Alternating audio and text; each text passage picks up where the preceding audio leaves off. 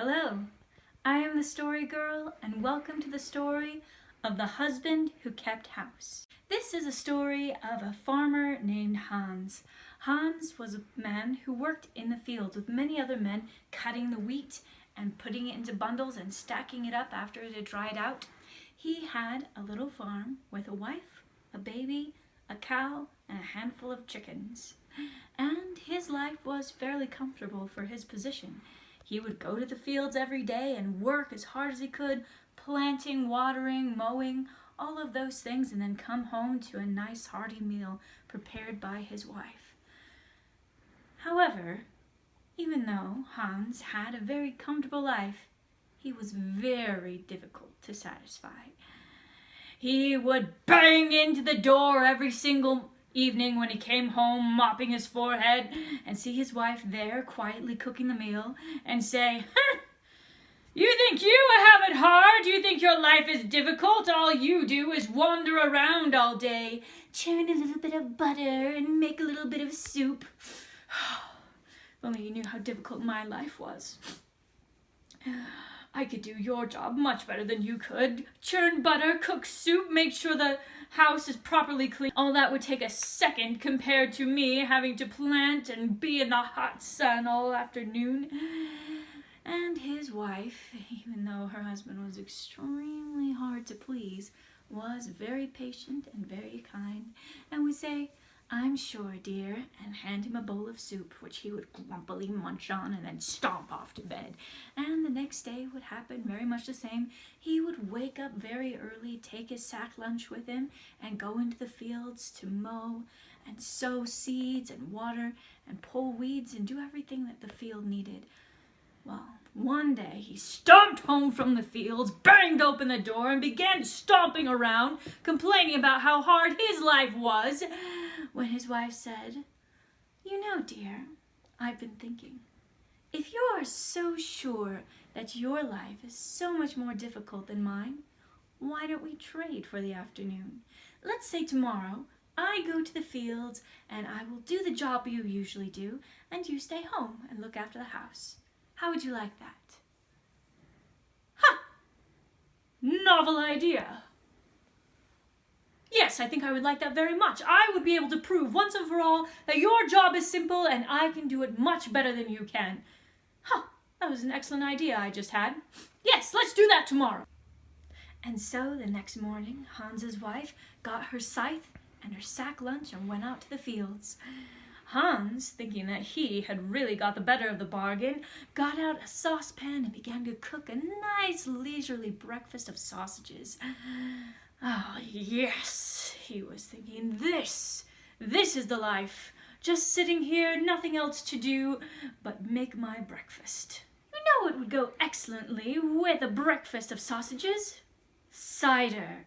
And he picked up his mug and tramped down into the cellar, where they had a great big barrel full of cider. He put his mug underneath the tap and pulled out the stopper, and the delicious cider began to seep into his mug, and he watched the foaminess billow up when he heard a clatter from upstairs. He ran up the steps and was just in time to see a dog running out the door with sausages. "Come back with my breakfast, you mangy beast!" And he chased the dog down the path. But he didn't get very far because the dog was much faster than he was, and he wasn't used to chasing dogs all day.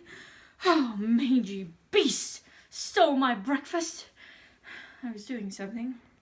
What was it? Oh, the cider! And he ran back into the house and down into the cellar and saw that the cider was spilling out all over the floor. And he put the stopper in just in time to save about half the barrel. Well, he took his cider back upstairs. Well, cider's good for breakfast. That's just what I was planning anyway.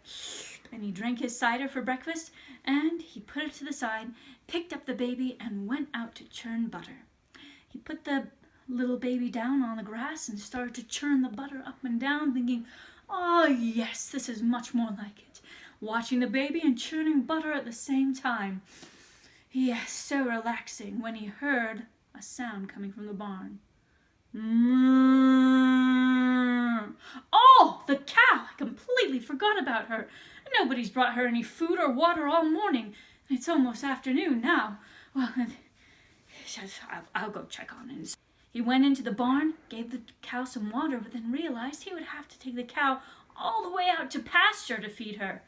Can't take the cow all the way out there. The baby's over there, probably causing havoc. I can't go that far away from the baby. Then he remembered that the roof of his cottage was thatched with sod. If you had seen it, it would look like there was grass growing on top of his house. That grass was there to keep out all the rainwater and all those things, and he thought, I have a pasture right on top of my cottage. I'll take the cow up there. And so he carefully led the cow up a hill that was right next to his cottage, onto the roof of his cottage, tied the cow to the chimney, and went back to the butter churn, which he now saw had been knocked over by the baby, and the baby was playing in the buttermilk and drinking it and smearing butter all over himself. Well, who needs butter anyway? And he scooped up the little baby and went and gave it a wash. Well, by that time, it was nearly time for his wife to be home for dinner. Oh, I haven't even started the dinner yet. And so he ran to the vegetable patch, scooped up as many vegetables as he could hold, took them back and set to washing and peeling and chopping them up for the soup. Oh, yes, this is going to be the most delicious soup she's ever tasted. Now she'll know who's the real cook around here. And when all of a sudden he hears the clip of a clop of hooves and a meow from on top of the roof, when he realizes that the cow might fall off the roof at any moment. And he dashes up to the roof and sees that the cow is going to be very close to the edge. Well, can't have that happen. He grabs the cow by the horn and drags her back up onto the roof of the cottage. Have to find a way to know if she's about to fall off the edge. I've got it. He tied the rope around the middle of the cow and dangled the loose end down the chimney. He goes back into the cottage and ties the loose end around his leg. There. Now that cow can't fall off. She's connected to me. And he proceeded to put all the vegetables into the pot, put the pot into the stove, and began to light a fire underneath, when very suddenly there was a loud moo! But Hans didn't have time to listen to that, because he had just been jerked off the floor and up into the chimney, and was now dangling in a fit of temper, because now he couldn't get up or down, and the cow was dangling off the side of the house. Well, by this time, it had been long since past Hans was supposed to call his wife in from the fields, and she had a very pleasing day. All she had to do was mow and reap and sow a little. She thought it was quite simple. But she thought she may as well make her way home to see what had happened to Hans. As she was walking home with her scythe over her shoulder, she looked out in the distance, hearing this moo, moo,